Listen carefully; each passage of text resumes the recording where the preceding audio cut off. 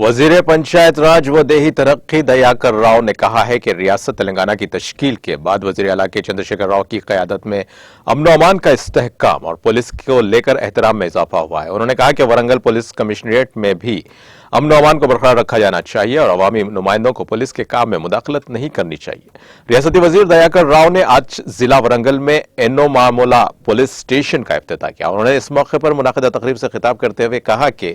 अवाम को ये सोचना चाहिए कि तेलंगाना की तश्कील से पहले कैसे हालात थे और तेलंगाना की तश्कील के बाद के हालात किस तरह तब्दील हुए हैं। उन्होंने कहा कि क़ब्ल अज़ीं पुलिस स्टेशंस में सहूलियात नहीं हुआ करती थी, ताहम वज़ीर आला के चंद्रशेखर राव ने पुलिस स्टेशंस में देखभाल के लिए दरकार रकूम में इजाफा किया और इस तरह वज़ीर आला ने पुलिस स्टेशंस के वक़ार में इजाफा किया है। साथ ही होम गार्ड की तनख्वाह भी 12,000 से बढ़ाकर 20,000 कर दी और उन्होंने निशानदही करते हुए कहा कि हम पुलिस के काम में मुदाखलत नहीं करते और पुलिस को चाहिए कि वो इंसाफ का साथ दे और हुकूमत का नाम रोशन करे।